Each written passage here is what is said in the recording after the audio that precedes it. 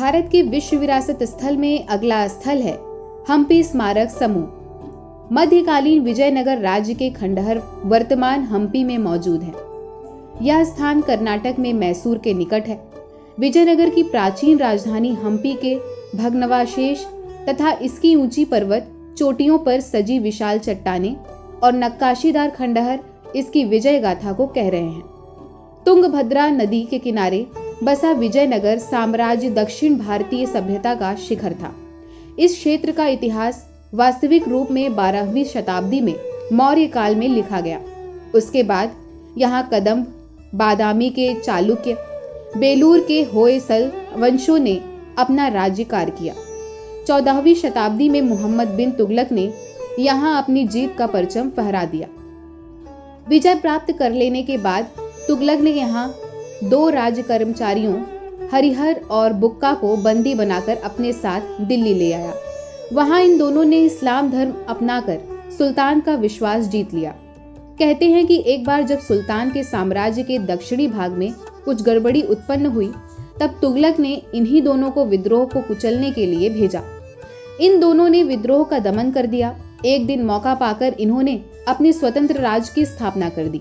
1342 में अपनी राजधानी के रूप में विजयनगर की नींव डाली। हरिहर और बुक्का द्वारा स्थापित यह विशाल साम्राज्य हरिहर द्वितीय के शासन काल में विजयनगर राज्य के संपूर्ण तटवर्ती भारत तथा कृष्णा नदी के उत्तर से दक्षिण भारत तक पहुंच गया था। विजयनगर के प्राचीन भवनों का विस्तृत विवरण लांघस ने अपनी पुस्तक हम्पी रूइंस में दिया है। विदेशी यात्री नूनीज ने नगर के अंदर सिंचाई की अद्भुत व्यवस्था और विशाल जलाशयों का वर्णन किया है। पुर्तगाली यात्री पायस ने विजयनगर की तुलना रोम से की है। 1518 में विजयनगर आए डोमिंगो पायस और 1443 में पारसी राजदूत अब्दुल रज्जाक ने विजयनगर के धन व वैभव के बारे में लिखा है। उन्होंने राजा के चंदन की लकड़ी से बने महल की भी चर्चा की है, जहां गहनों से लदी नर्तकियों और कवि तथा संगीतकार राजा का मनोरंजन करते थे। लेकिन समय के साथ ही साथ विजयनगर साम्राज्य की प्रसिद्धि और वैभव का पतन होना प्रारंभ हो गया। 1565 में दक्षिण के सुल्तानों ने एक होकर विजयनगर पर हमला बोल दिया। युद्धों की एक लंबी श्रृंखला के बाद नगर का पतन हो गया। विजयनगर का पतन अवश्य हो गया, लेकिन सदियों तक विजयनगर की गाथा लोकगीतों के माध्यम से जनमानस में सुनाई जाती है। विजयनगर के शासकों ने मंत्रणा गृहों, सार्वजनिक कार्यालयों, सिंचाई के साधनों, देवालयों तथा प्रासादों के निर्माण में गहरी रुचि दिखलाई।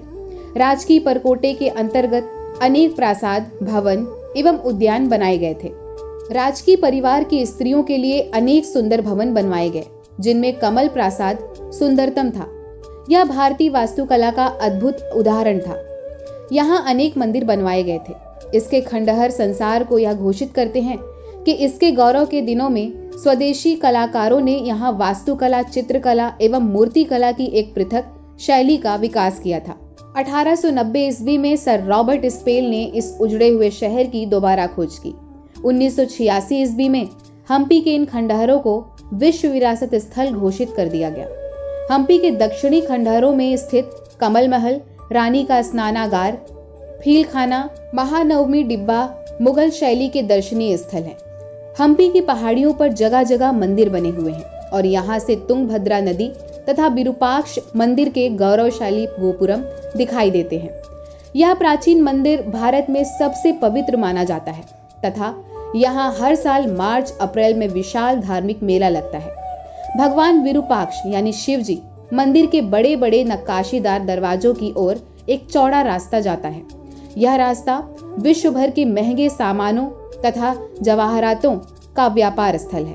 विजयनगर काल की महाभारत से लिए गए कुछ तैलचित्र, पशुओं की आकृतियां तथा भगवान विष्णु के 10 अवतार अभी भी यहाँ पर पूर्णतया सुरक्षित अवस्था में है। हम्पी के पश्चिमी दिशा में भव्य विठल मंदिर है। इसे अब विश्व संस्कृति निधि ने भी मान्यता प्रदान कर दी है। फर्ग्यूसन के विचार में यह फूलों से अलंकृत वैभव की पराकाष्ठा का द्योतक है, जहां तक शैली पहुंच चुकी थी। विठल मंदिर विरूपाक्ष मंदिर जितना महत्वपूर्ण नहीं है।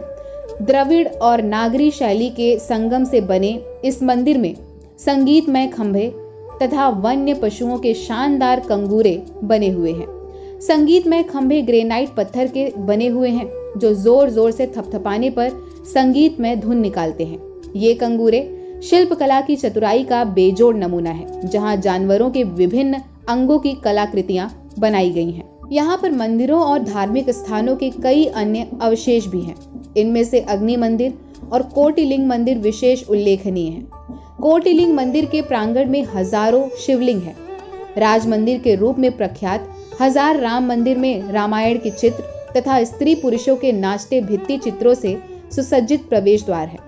लांघहर्स्ट लिखते हैं कि कृष्णदेवराय के शासनकाल में बनाया गया प्रसिद्ध हजार राम मंदिर विद्यमान हिंदू मंदिरों की वास्तुकला के पूर्णतम नमूनों में से एक है। यह मंदिर राज परिवार की स्त्रियों की पूजा के लिए बनवाया गया था। विजयनगर के खंडहरों से प्राप्त एक ही पत्थर की बनी उग्र नरसिंह की मूर्ति भी दर्शनीय है। इसके पास एक विशाल और भारी शिवलिंग बहते हुए पानी में रखा गया है। महानवमी डिब्बा या विजयगिरी 12 मीटर ऊंची पिरामिडीय रचना है। विजयगिरी के पास राजा के महल के खंडहर हैं, जहां 100 खंभों के हॉल में राजा के गुप्तचरों की बैठक होती थी। महारानी का विश्राम गृह कमल महल विजयनगर के अन्य निर्माणों की तुलना में बेहतर हालत में है। यह एक 2 मंजिली रचना है। राजा कृष्णदेव राय द्वारा रानी के गर्मियों में विश्राम करने के लिए बनवाए गए इस महल में सभी तरह खिड़कियां और छज्जे हैं। महल को ठंडा रखने के लिए पास में मोट की भी व्यवस्था थी। इसका ऊपरी हिस्सा अब दर्शकों के लिए बंद हो गया है। कमल महल को घाटी में इस प्रकार बनाया गया है कि गर्म हवाएं इसे छू भी ना सके। कमल महल के साथ ही फील खाने के 8 गुंबद हैं, जिन पर भारतीय इस्लामिक वास्तुकला की छाप है। 24 गुंबदों और 8 छज्जों से घिरे स्नानागार में छत नहीं है। तालाब में इत्र के छिड़काव हेतु 8 पाइप बने हैं।